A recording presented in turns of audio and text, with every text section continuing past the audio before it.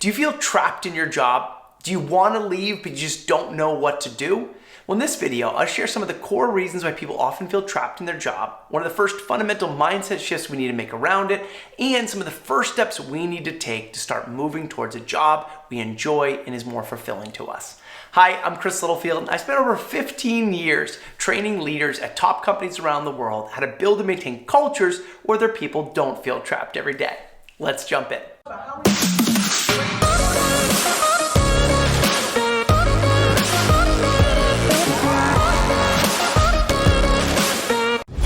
So working as a speaker around the world, talking about employee engagement and retention, I'll always have a group of people after a talk hanging out to ask questions. And there'll always be one person kind of in the back of the room who's kind of just like waiting for everybody to leave to be able to ask the question that they really want to ask, but they don't want anyone else to hear. And it's often somewhere along the lines of, hey, I just feel trapped in my job. Is there any recommendations you have? Is there any ideas that you have?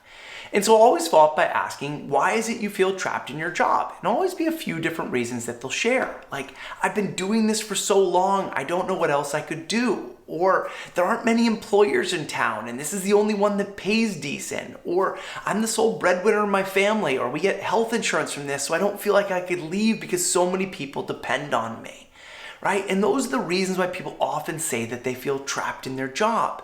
Now, the first thing that we need to get is we aren't trapped in our job. Unless you are enslaved by your employer, and sometimes it may feel like that, you're not actually trapped. And one of the things I often do in my workshops, I'll ask people to hold up a marker over the table and I'll say, drop it. And I'll ask, why did the marker fall? And some people say, it's gravity, or you told us to. And then somebody will catch on about the message I'm trying to make because I let it go. And it's reminding ourselves that we show up every day because we choose to show up every day. We may not like it. We may not want to be there. We may not love what we're doing, but you're showing up by choice. And if you wanted to quit tomorrow, you could. And I get if you quit tomorrow, there'd be an impact. There'd be an impact on your family, on your finances, on your coworkers, and maybe you love maybe the customers you serve or some of the people you work with every day, but you feel like you can't just shift in that position. Okay, so the first thing that we need to get is that we aren't actually trapped in our job. And it's important to take the word trapped out of our vocabulary so we can take ownership back that I am here by choice, and it's also my choice to be able to make a shift around it. Now, what is the first step in making that? Now, one, many people feel trapped because, hey, I tried to move up, I tried to get promotions, I tried to do other things, and I just felt like I always kept running into walls. So one thing you can do internally is you can do research about why you keep running into walls. And one of the walls you may have may be your mindset around it. If you're a person who's felt trapped, if you show up and you've been miserable at work, guess what? People aren't going to want to promote you if that's your state of mind about your job. And you've worked with those people, so you know what I'm talking about. So that's one aspect there. But let's just say you're in a job and maybe your boss isn't moving or you've been doing it for so long that you don't feel like you can shift. Well, the first thing that we need to do in order to start to make that move is to get extremely clear on the finances we need, on the reality of the what so that we need to be able to maintain our life if we were to leave our job. And this is a process that my wife and I went through a couple years ago when she was going to leave a job that she had been in for a long time. And we wanted to make that move. And the first thing we had to do is we had to outline what are our finances. This is the life that we want to live. This is what we want our community to look like. And this is what we want our grocery bill to look like and everything like that. And to get clear on exactly how much are you spending each month. Now, many people don't want to look at it. I don't even want to look at this. But if you're not clear about that, you don't know what you need to be making to be able to step away from the current income that you have. Now it's finding out how much you're spending on rent, how much you're spending on groceries, and understanding exactly what you spend each month, both formally, informally, to be able to pay your bills. And then also thinking about what other things am I currently getting from my job that I need to get from another job or I need to be able to get on my own, like health insurance. And so when my wife was making this change, we had health insurance from her job. So what I did, I went online and within 15 minutes, I was able to find out how much would it cost that if we were to not have insurance from a company for 1 year, how much would it cost to pay for it out of pocket?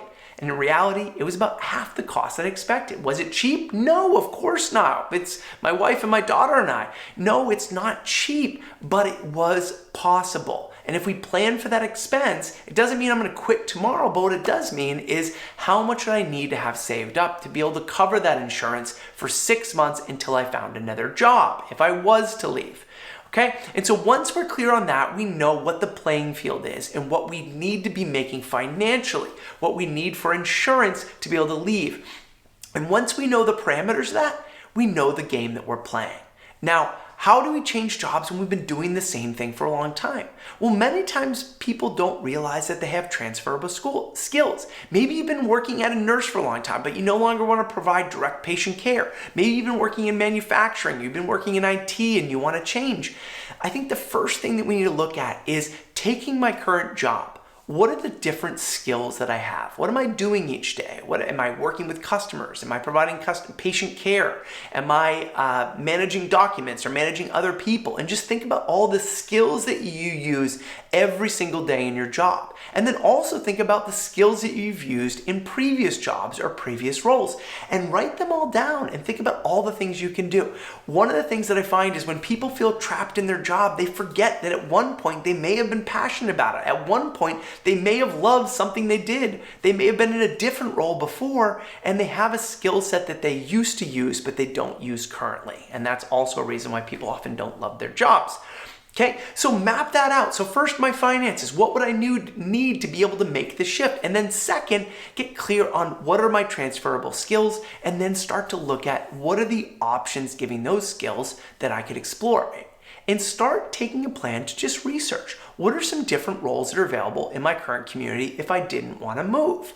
What are some of the different places I could work? And then the beauty of the pandemic are what are some of the jobs that I could do from here but working somewhere else? And many people think that, you know what, because I worked in this specific trade, like maybe I'm in nursing, I have to work in direct patient care. Well, there's telehealth now and call-in nurse services and home care. There's a lot of different things we could do. I'll never forget having a conversation with a guy working in an Apple store. And this is an easily transferable skill, but many times our mindsets trap us. He goes, God, I just really, and I told him at the time I was living internationally, he goes, I want to live internationally. My girlfriend's in Spain, but I just can't figure out a way to be able to make money and live over there. I'm like, what do you do? He goes, I work at the Genius Bar. I'm like, doesn't Apple have virtual tech support? And he goes, huh, I never thought about that. Yeah, and they're always hiring for that. I guess I could do that. I'm like, yes, and if you were to live internationally, your taxes would be less. You wouldn't even need to earn the same amount of money. And he's like, can I have a free place to live when I'm over there? I'm like, there you go. So many times it's not as complicated to make the change, but we often stay so focused on being trapped that we need to remove the shackles first so we're not trapped mentally, and then start looking at the reality of making that shift. And then looking at not what couldn't I do, but what are some of the possibilities. And what I've found over the years is once people, one, drop the marker and realize they're responsible and that they are at their job at choice, one, they can usually shift their mindset about their current job. And then second, once they start taking steps to, one, get clear on what would it cost to move, and don't get overwhelmed by what that number would be. Just look at it and just say, this is what I would need. And then think about what would I have to do over the next 6 months to be able to apply, to update my resume, to put myself up on LinkedIn, to reach out to people, to explore jobs, to look online, to find out where I do it, and then reach out to somebody in your life who has changed job recently and said, hey, what were your steps that you took to be able to shift from working here to working there? Did you change careers? What were the steps that you took to be able to do that? And then just copy those steps. And remember, although it feels that way, we are never trapped in our jobs. We may be mentally trapped there, but as soon as we let go of that, and we let go of that banana, or we let go of that marker, we gain our freedom back, and then we can start taking steps towards living the life that we want to live because we own it. Once again, I'm Chris Littlefield from Beyond Thank You. If you found this video helpful, please hit subscribe and share it with at least one other person who you think may find it helpful. And I hope you have an amazing day and good luck in your next job.